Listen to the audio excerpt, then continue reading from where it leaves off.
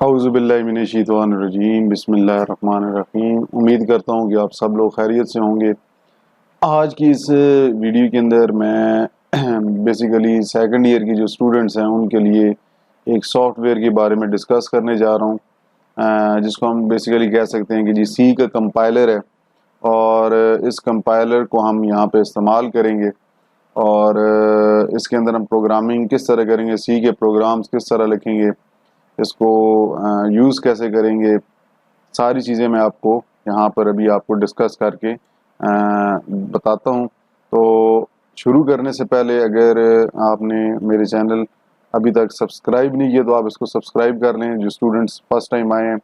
और आगे इस वीडियो को भी शेयर आपने करना है ताकि कोई और भी स्टूडेंट जो सेकंड ईयर से रिलेटेड हैं, कहीं पर भी हैं, या जो प्रोग्रामिंग से रिलेटेड कुछ चीज़ सीखना चाहते हैं। जहाँ तक मेरे पास जितना नॉलेज है, मैं पूरी कोशिश करता हूँ कि स्टूडेंट्स को बेस्ट नॉलेज प्रोवाइड कर सकूँ। तो आपने भी सजेशंस देनी हो तो आप भी सजेशंस दे सकते हैं। और स्पेशली सब्सक्राइब करने के बाद नोटिफिकेशन वाले आइकन के ऊपर ऑल के ऑप्शन को क्लिक कर लेना है ताकि आपको इस तरह की वीडियोस की इंफॉर्मेशन मिलती रहे। तो अभी मैं दोबारा यहाँ पे आपको स्क्रीन पे दिखाता हूँ जी। तो बेसिकली ये आपकी कंप्यूटर स्क्रीन मेरे पास तो लैपटॉप और डेस्कटॉप पे मैं भी मौजूद हूँ। यहाँ पे मैंने एक सॉफ्टवेयर इंस्टॉल किया हुआ है जिसका नाम है जी सी फ्री 5। ठीक है जी, ये मैंने इंस्टॉल किया हुआ है और आप लोग भी इसको इंस्टॉल कर सकते हैं। मैं आपको सेटअप दे दूंगा, तो उस सेटअप के अंदर आप उसको जाके इंस्टॉल कर सकते हैं। आपको कंप्रेस्ड फाइल के अंदर मैं दे दूंगा और आप उसको बाद में इंस्टॉल कर सकते हैं। ये वैसे तो अगर आप इस सॉफ्टवेयर को ख़रीदना चाहें तो ख़रीदना पड़ता है, लेकिन इसको डाउनलोड मैंने जहाँ से किया है वहाँ से आप सीरियल की लगा के रजिस्टर्ड भी कर सकते हैं। लेकिन अगर आप वैसे इसको डाउनलोड करें तो ये 30 दिन का ट्रायल वर्जन होता है, मतलब 30 दिन के बाद आपको इसका ये लाइसेंस दोबारा एक्टिवेट कराना होता है। इस वजह से मैंने इसको मुख्तलिफ वेबसाइट से जाके सर्च किया है और इस सॉफ्टवेयर को वहाँ से डाउनलोड किया है। लेकिन एक इसके अंदर एक प्रॉब्लम आपको आएगी, अगर आपके सिस्टम के अंदर एंटीवायरस है तो हो सकता है वो जब आप रजिस्ट्रेशन के लिए की लिखेंगे तो वो उसको एज ए वायरस समझ के फ़ाइल को डिलीट कर दें। उस टाइम पे आपको उस फाइल को एंटीवायरस के अंदर करंटाइन वाली वो फाइल वहाँ पे रख दी जाती है, उसको आपको एंटीवायरस को आर्जी तौर पर बंद करना पड़ेगा क्योंकि उसके बगैर फिर एक्टिवेशन हो नहीं सकती। तो वो आपने एक्टिवेट कर लेना है, उसके बाद फिर आप एंटीवायरस ऑन कर लेंगे। तो क्योंकि मेरे पास ये इंस्टॉल हुए हैं, मैं इसको यहाँ से ही डबल क्लिक करके ओपन करता हूँ। सी फ्री इसका नाम है जी। और जब ये ओपन होता है तो यहाँ पे आपको ये इस तरह की इंटरफेस नज़र सामने आ जाता है। इंटरफेस होता है कि ये स्क्रीन है, ठीक है। इस स्क्रीन के ऊपर ये सारा आपको सॉफ्टवेयर नज़र आ रहा है। इसके अंदर हम मुख्तलिफ चीज़ें सीखेंगे कि इसमें क्या क्या चीज़ें और कहाँ कहाँ पे मौजूद होती हैं। अब जिस तरह ये जब आपको स्क्रीन सामने ऊपर होकर नज़र आ गई है तो इसके अंदर आप देखें यहाँ पे रीसेंट फाइल जो बनी, मैंने जिनके ऊपर काम किया है या जो बनी बनाई हैं वो यहाँ पे मौजूद होती हैं। लेकिन मैंने यहाँ से कोई फ़ाइल अभी ओपन नहीं करनी क्योंकि मैं आपको नए सिरे से बता रहा हूँ। तो ये प्रोजेक्ट्स होते हैं मतलब जिसके ऊपर आपने लेटेस्ट काम किया होता है। नीचे आपको कहा है कि आपने नई ब्लैंक फाइल नए सिरे से बनानी हो या आपने कोई पहले से फाइल बनाई हुई है उसको ओपन करना है, आपने कोई प्रोजेक्ट ओपन करना है, नया प्रोजेक्ट बनाना है, प्रोजेक्ट कन्वर्टर भी हैं, ठीक है। तो अब कर आपकी अपनी मर्जी है, तो हम यहाँ पे क्रिएट न्यू प्रोजेक्ट के ऊपर क्लिक कर लेते हैं। अब जब क्रिएट न्यू प्रोजेक्ट के ऊपर क्लिक करते हैं तो इस तरह आपको सामने और भी ऑप्शंस यहाँ पे नज़र आ जाती हैं कि कंसोल एप्लीकेशन बनानी है, विंडोज़ एप्लीकेशन बनानी है, डायनामिक लिंक और भी बहुत सी हैं। लेकिन आपको अगर क्योंकि कंप्यूटर सेकंड ईयर की बात करें तो आपने यहाँ पर जो करना है जी, कंसोल एप्लीकेशन के ऊपर क्लिक करते हैं और मैं यहाँ पर लिख देता हूँ जी फर्स्ट प्रोग्राम, ठीक है जी। और इसको सेव अगर कहीं करना है तो मैं इसको सेव यहाँ पे डेस्कटॉप पे ही सेव कर लेता हूँ, ठीक है जी। यहाँ पे ही ओके करता हूँ। अब यहाँ पे वो कह रहे हैं आपने एम्प्टी प्रोजेक्ट बनाना है, मतलब खाली हो या उसके अंदर कोई एप्लीकेशन हो या हेलो वर्ल्ड पहले का प्रोग्राम लिखा हो, तो हमने एम्प्टी ही बनाना है। तो एम्प्टी ही के ऊपर मैंने क्लिक किया है। देखिए इस तरह जब करते हैं तो ये आप सेलेक्ट कर रहे हैं, यहाँ पे एम्प्टी को करना है, नेक्स्ट। फिर उसके बाद सी लैंग्वेज में करना है, तो सी लैंग्वेज क्योंकि मैंने सी लैंग्वेज की करना है तो नेक्स्ट, और आगे फिर फिनिश कर देना है। ठीक है जी। अभी यहाँ पे थोड़ी देर तक ये ओपन हो जाए, इसको कर लेते हैं। यहाँ पे अब सोर्स फाइल्स होती हैं, हेडर फाइल्स होती हैं। अब यहाँ पे जो प्रोग्राम है हमारा, यहाँ पे इसको ओपन करते हैं। ये आपका एक प्रोजेक्ट बन गया, ठीक है। अब ये जो आपके यहाँ पे ये फर्स्ट प्रोग्राम जो है, ये आपके यहाँ पे एक प्रोजेक्ट फाइल लिस्ट के अंदर आपका ये आ गया। इसके अंदर आप ये सारी चीज़ें ऐड है। यहाँ पे मैं जाता हूँ फाइल के ऊपर, यहाँ पे न्यू करता हूँ, तो ये फाइल आपकी यहाँ पे बन जाएगी। ठीक है जी, ये आपकी फाइल यहाँ पे बन गई है। पहले हमने क्या किया जी, प्रोजेक्ट बनाया। ठीक है, आप प्रोजेक्ट बनाते हैं और उस प्रोजेक्ट के अंदर फिर आपकी ये आपको यहाँ पे अगर इसको इस तरह करूँ तो ये प्रोजेक्ट के अंदर आपकी फाइल आ जाती है। अब आपने पहले प्रोजेक्ट बनाया है, फिर यहाँ पे जब आपने जाना है फाइल के ऊपर और आपने न्यू के ऊपर क्लिक करना है तो वो फाइल अब बन जाएगी। अब ये एम्प्टी है।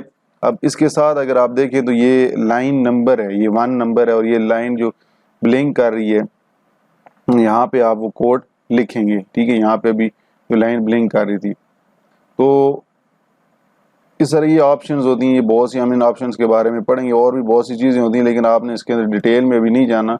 आप क्योंकि इस लेवल पे सिर्फ काम कर रहे हैं तो सेकंड ईयर के लेवल पे इतना डीपली जाने की ज़रूरत नहीं है। तो यहाँ पे मैं एक सिंपल सा प्रोग्राम लिखता हूँ, हैश। ये देखिए लाइन ब्लिंक कर रही है। ब्लिंकिंग का मतलब है कि अब हमने यहाँ से, लेकिन अब ग्रीन में ये हैश आ गया। आगे मैं लिख देता हूँ इंक्लूड और stdio.h,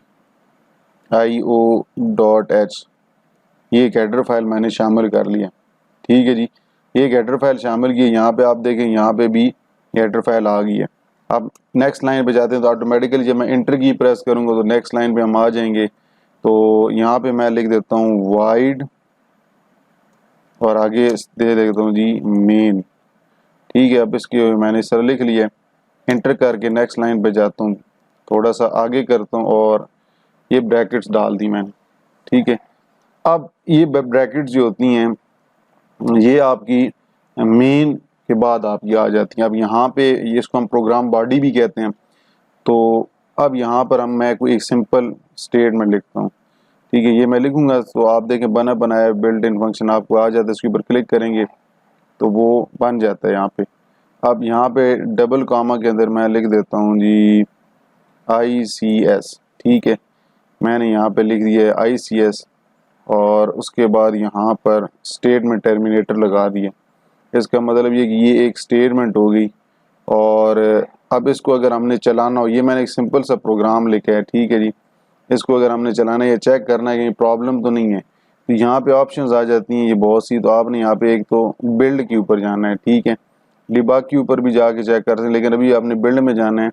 और बिल्ड के ऊपर जब आप माउस का एरो लेके जाएंगे तो ये रन लिखा है, लेकिन आपको साथ लेके F5 शॉर्टकट की भी है। ठीक है, आप वो भी कर सकते हैं।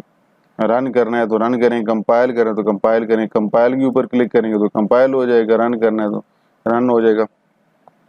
अभी अब मैंने कंपाइल किया तो ये देखिए नीचे ये जो आपको नीचे वाली विंडो है, यहाँ पे आपको एरर्स की वजह दिखाई जा रही होती है। कोई एरर तो नहीं है। अब यहाँ पे लिखा हुआ है जी 0 एरर्स और 0 वार्निंग, मतलब कोई एरर नहीं है। अब हम क्या करते हैं, हम फिर यहाँ पे ये वाला जो ऊपर बटन है यहाँ पे देखें 5 को भी प्रेस करके रन कर सकते हैं। लेकिन ये जो मैं एरो जहाँ लेके जा रहा हूँ यहाँ पे भी है, और यहाँ पे बिल्ड के अंदर भी जाके रन के ऊपर क्लिक कर सकते हैं। रन के ऊपर क्लिक करेंगे तो ये आपको यहाँ पे देख लिए उन्होंने बता दिए कि कोई एरर नहीं। अब बिल्ड हमने कर लिया, मतलब प्रोग्राम को हमने कंपाइल कर लिए। अब इसको स्क्रीन को क्लिक करते हैं, इसको भी हम यहाँ पे रन भी करते हैं। अच्छा जी, रन इसको होना चाहिए, क्यों नहीं हो रहा। हैश इंक्लूड स्टूडियो रन होना चाहिए इसको। चलें एक मिनट देखते हैं। प्रोजेक्ट बिल्ड,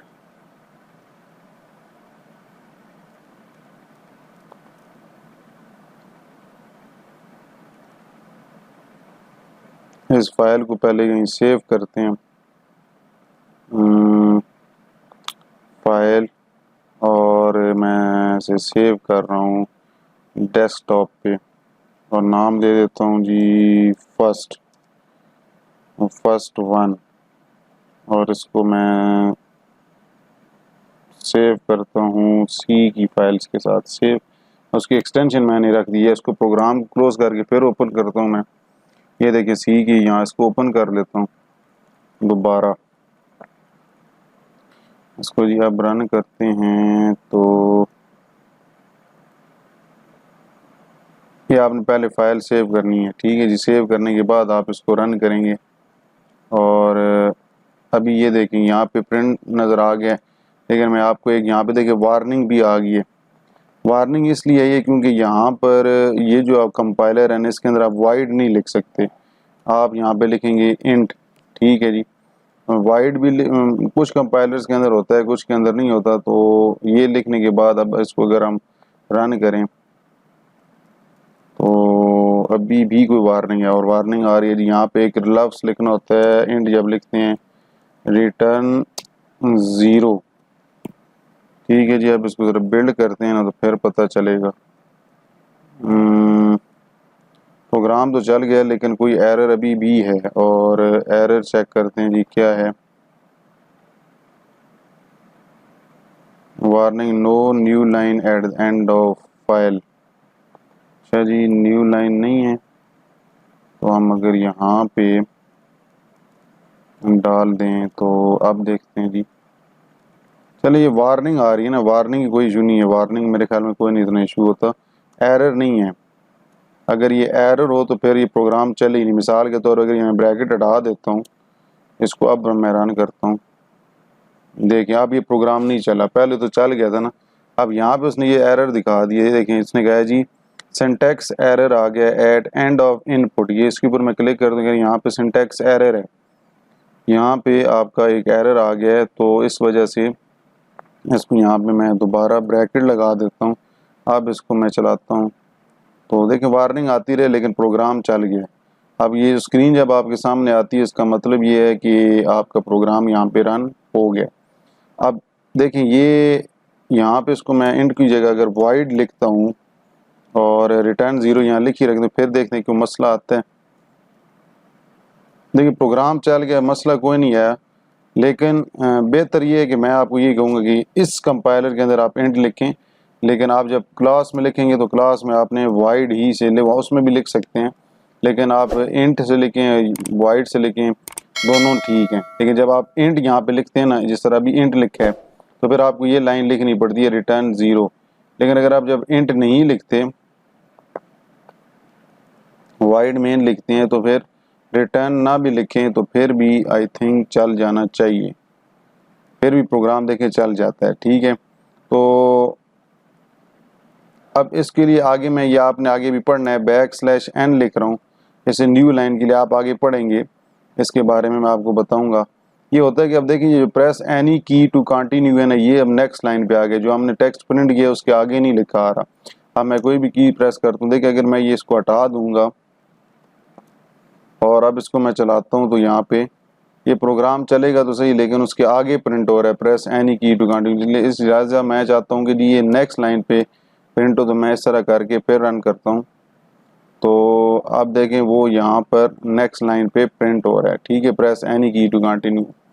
तो यहाँ भी एक सिंपल सा एक प्रोग्राम मैंने बनाया। और अगर इस तरह मैंने एक ब्रैकेट के साथ साथ यहाँ पे ये वाली स्टेटमेंट कॉलन, ये मतलब स्टेटमेंट टर्मिनेटर मिस करता हूँ और इसको अब चलाता हूँ तो क्या होगा, देखिए वो एरर दे रहा है। एरर क्या दे रहा है, एक तो कह रहा है कि इससे पहले कहीं प्रॉब्लम है, इस लाइन से पहले। वो एक तो ये इंट का उसने कहा है कि जी इंट यहाँ पे इस्तेमाल करें, no new line at the end of file, मतलब ये तो उसने वैसे कहा है। लेकिन यहाँ पे देखिए उसने क्या कहा है, वन एरर, एक एरर जो कि यहाँ पे आया हुआ है कि ये उसने कहा है कि जी error syntax error before this, मतलब इस लाइन से पहले, जो मैंने अभी लाइन स्लाइड इससे पहले उसने कहा कि एरर है, और पहले यहाँ पे ही एरर है क्योंकि यहाँ पे हमने ये चीज़ मिस की हुई थी। अब इसको मैं चलाता हूँ, ये येलो में जो नीचे आपको नज़र आ रहे हैं ना, ये आपके वार्निंग्स होती हैं। लेकिन अगर यहाँ पे ये अगर रेड हो जाए, जिस तरह भी मैं ये हटाता हूँ, अब यहाँ पे देखें यहाँ पे ये लाइन रेड होगी। रेड का मतलब है कि ये वाला एरर है, और येलो जो है ये वार्निंग्स होती हैं। तो लिहाजा रेड जो है वो आपको यहाँ पे एरर डिस्प्ले कर रहा है। अब मिसाल के तौर पे मैं यहाँ पे इस तरह ये लाइन है, इसकी ब्रैकेट हटा देता हूँ। अब इसको रन करता हूँ तो देखिए यहाँ पे भी एरर आ गया। देखिए फाइल ये लाल वाली लाइन आ गई, इसका मतलब कह रहा है कि हैश इंक्लूड एक्सपेक्ट्स, यहाँ पे फाइल नाम होना चाहिए और जो कि एंड होता है इस तरह, उसने आगे बताया इस तरह एंड होता है, एंड नहीं हो रहा। एंड इसलिए हमने ब्रैकेट ही हटा दी, तो ब्रैकेट दोबारा लिख लेते हैं, फिर अब रन करते हैं, अब ये प्रोग्राम चल जाएगा। तो ये तो एक सिंपल सा आपने इसमें सिर्फ ये याद रखना है, ठीक है। अब देखिए यहाँ पे, अब ये साइड पे जो विंडो है इसके ऊपर जब मैं मेन के ऊपर क्लिक करता हूँ तो मुझे यहाँ पे बताएगा प्रोग्राम के अंदर ये आपका मेन है। अब मैं इसके ऊपर ये कहूँगा जी हेडर फाइल पे लेके जाएं, तो वहाँ पे वो एरो हेडर फाइल पे चला जाएगा, ठीक है। तो ये मेरा एक एंटीवायरस का वो आ गया, कोई हैकिंग के चक्कर में कोई बंदा था उसको हैक करने से रोका है। इसलिए कहते हैं जी आप आजकल सिक्योरिटी रीज़न बहुत प्रॉब्लम आ रही हैं, नेटवर्क के ऊपर भी अपने आप को भी बचाएं। और ये आपका जी हो गया आपका, यहाँ पे आपने जाना है जी बिल्ड के ऊपर रन करना है, ठीक है जी। और फाइल को अगर सेव करना है तो यहाँ पे फाइल के ऊपर जाके आप सेव एज़ करेंगे। अब सेव एज़ करेंगे तो यहाँ उसका फाइल का नाम और यहाँ पे सेव एज़ टाइप की किस किस्म की एक्सटेंशन हो, यहाँ पे हमने .c की करनी है, ठीक है, 3rd नंबर वाली, क्योंकि हमारी ये सी के हेडर फाइल तो हमारे नाम नहीं बना रहे, .c वाली फाइल है, इसको आपने सेलेक्ट कर लेना है और वो यहाँ पे सेव हो जाएगी। देखिए ये यहाँ पे अब नज़र आ रही है, अब ये ऊपर लिखा हुआ भी है सी सोर्स फाइल, आगे डेट कब बनाई है, किस टाइम पे कोड बना, ठीक है, फिर सेव कर सकते हैं। एनकोडिंग टेक्निक्स जो होती हैं आपने ये कोई सिलेक्ट नहीं करनी, यहाँ से ही रहनी चाहिए, ठीक है जी। और यहाँ पे आपने बिल्ड के ऊपर क्लिक करके रन को करेंगे तो चलेगा प्रोग्राम। F5 को भी प्रेस कर सकते हैं, मैं कीबोर्ड से F5 प्रेस करता हूँ तो F5 से भी ये देखिए प्रोग्राम रन हो जाता है, ठीक है। और नीचे ये विंडो होती है जो मैसेज विंडो आपको दिखाई जा रही होती है जिसमें कोई एरर्स हों, या ये आगे साथ जो ये लाइंस होती हैं, लाइंस ऑफ कोड हैं, ये लाइंस नंबर हमें बताती हैं कि एरर किस लाइन पर है, ठीक है। तो ये बहुत ही एक अच्छा कंपाइलर है जिसके अंदर आप प्रोग्राम लिख सकते हैं और आसानी से रन कर सकते हैं। ये मैं डॉक्यूमेंट अटैच कर दूंगा, या अगर किसी को चाहिए हो तो वो आप वहाँ से डाउनलोड भी कर सकता है। मैं उसके वेबसाइट का भी लिंक बता दूंगा, उस पर जाके आप डाउनलोड भी कर सकते हैं। तो उम्मीद करता हूँ कि आपको ये वीडियो समझ आई होगी। इसके बारे में आगे आने वाले लेक्चर्स के अंदर और स्टडी करेंगे सॉफ्टवेयर के बारे में, क्योंकि बस ये सॉफ्टवेयर थोड़ा बहुत बड़ा सॉफ्टवेयर है, इसके अंदर हमने बेसिक चीज़ें ही अभी पढ़नी है। तो इंशाल्लाह आने वाले वक्त के अंदर हम इसके ऊपर और डिस्कस भी करेंगे, लेक्चर्स इसके ऊपर मैं बनाऊंगा। तो अगर वीडियो पसंद आती है तो लाइक कर लेना है और आगे लोग अपने फ्रेंड्स के साथ भी, दोस्तों के साथ भी शेयर करनी है। तो इंशाल्लाह आपसे नेक्स्ट वीडियो में मुलाकात होगी, तब तक के लिए अल्लाह हाफ़िज़।